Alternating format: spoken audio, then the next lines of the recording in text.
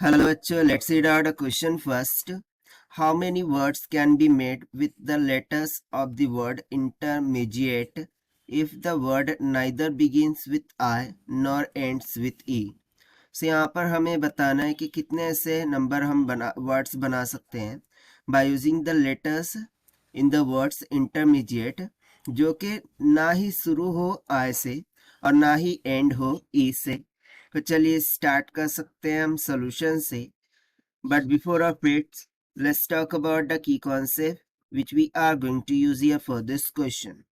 सो यदि मैं बोलूँ कि मेरे पास n नेचुरल नंबर्स है, ठीक है, n नेचुरल नंबर्स है, n is a natural number और मुझसे नंबर ऑफ वेज बोला जाए, so number of ways can be n factorial और इसका फॉर्मूला क्या हो जाता है n multiply by n minus का 1 मल्टीप्लाई बाय n माइनस का 2 multiply by it will be up to that dash कहाँ तक के 3 इंटू 2 इंटू 1 तक के, ठीक है। सो यही n फैक्टोरियल का जो कंसेप्ट है उसे हमें यहाँ पर यूज करना होगा। सो स्टार्ट कर देते हैं। फिर तो सबसे पहले मैं गिवन वर्ड लिख देता हूँ जैसा कि हमें दे रखा है इंटरमीडिएट, ठीक है, इंटरमीडिएट। सो सबसे पहले तो टोटल पॉसिबल वेज क्या हो सकते हैं वो हम यहाँ से निकालते हैं। सो इसमें टोटल नंबर ऑफ वर्ड्स कितने हैं, number of words that are nothing but 12, ठीक है। सो इसका यूज करते हुए मैं यहाँ से बोल सकता हूँ ना कि जो टोटल नंबर ऑफ वेज होंगे that would be equals to, या फिर total number of arrangements, so 12 words है, सो 12 फैक्टोरियल हो गया। बट यहाँ पर देखिए जब कभी हम ये चीज़ कैलकुलेट करते हैं सो चेकआउट करते हैं कि कोई रिपीटेशन तो नहीं है। सो देखिए आई एक बार, फिर उसके बाद 2 बार क्या है रिपीटेड है, सो इसको हमें डिवाइड करना होगा 2 फैक्टोरियल से मल्टीप्लाई बाय टी एक बार और यहाँ पर एक बार, 2 बार रिपीटेड है इसलिए 2 फैक्टोरियल से डिवाइड करना होगा। फिर ई 1 2 एंड 3 टाइम्स क्या है रिपीटेड है, दैट इज वाई इसको डिवाइड करना होगा 3 फैक्टोरियल से। सो ये जो होगा ये हमें टोटल नंबर ऑफ अरेंजमेंट्स या फिर टोटल नंबर ऑफ वेज दे सकता है। अब सबसे पहले हम रिक्वायर्ड केसेस को डिस्कस करते हैं। सो केस फर्स्ट में एंड्स विथ ई के लिए नंबर ऑफ वेज कैलकुलेट करेंगे। सो एंड्स विथ ई के लिए so that would be equals to, so E को निकाल दीजिए, बचे कितने 11। सो हम 11 नंबर ऑफ वेज में इसको अरेंज कर सकते हैं और डिवाइडेड बाय ई को निकाल दिया। सो बचा कितना, 2 टाइम्स आई रिपीट हो रहा है, 2 टाइम्स टी रिपीट हो रहा है और 2 टाइम्स ई रिपीट हो रहा है, राइट। सो ये हो जाएगा एंड्स विथ ई के लिए टोटल पॉसिबल केसेस। अब उसी तरीके से केस सेकंड को हम डिस्कस करेंगे। सो केस सेकंड में हम बोलेंगे बिगिंस विथ आई, ठीक है, किसके लिए begins with I, so that would be equals to, so total 12 थे, 12 में से एक निकाल दिया, बचे कितने 11। सो मैं 11 नंबर ऑफ वेज उसको क्या कर सकता हूँ अरेंज कर सकता हूँ। सो 11 फैक्टोरियल बाय बाकी जो रिपीट हो रहा है उसको लिख दीजिए। सो 2 फैक्टोरियल और 3 फैक्टोरियल ई और टी के लिए। सो ये हो गया बिगिंस विथ आई। अब उसके बाद यदि मैं देखूं सो बिगिन भी हो रहा है आई से और एंड ई से हो रहा है, उसके लिए भी तो हमें पॉसिबल केस देखना होगा।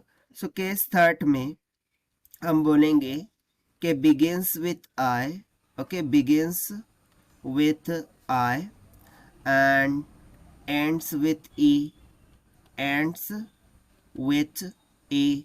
सो इसके लिए possible number of ways, so देखिए टोटल 12 थे, आई से बिगिन भी कर रहा हूँ ई से एंड भी कर रहा हूँ। सो 12 में से 2 गए 10, सो 10 लेटर्स बचे। सो 10 को मैं 10 नंबर ऑफ वेज में अरेंज कर सकता हूँ डिवाइडेड बाय जो भी रिपीटेशन है वो that is T and I, ठीक है। सो 2 फैक्टोरियल 2 फैक्टोरियल।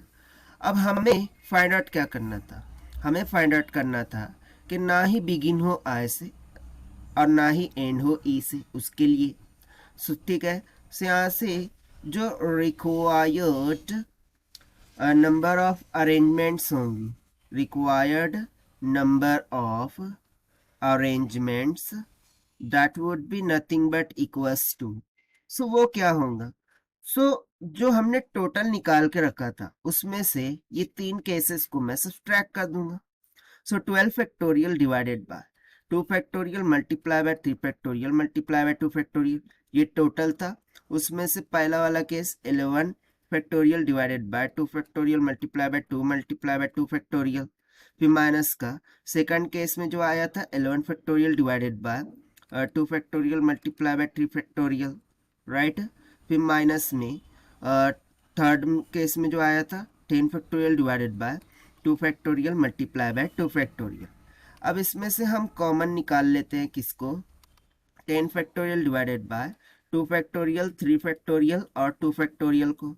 सो ब्रैकेट में क्या बच जाएगा, यहाँ पर 12 इंटू देखिए मैंने किसको निकाला है 10 फैक्टोरियल को, सो 12 इंटू 11 बच जाएगा. माइनस में फिर 11 के पास में 11 मल्टीप्लाई बाय 3 करना होगा. माइनस में यहाँ पर देखिए 11 मल्टीप्लाई बाय 2 करना होगा. देन प्लस में, और यहाँ पर तो देखिए ऑलरेडी 10 निकल चुका है, सिर्फ 3 इंटू 2 यानी 3 2 ज़ा 6 इतना करना होगा. So this implies 10 factorial divided by 2 factorial को मैं 2 इंटू 1 लिख दिया, 2 2 ज़ा 4 3 2 ज़ा 6 6 4 ज़ा 24, राइट. और ये इसको सॉल्व कीजिए आपको मिल जाएगा 83 के इक्वल.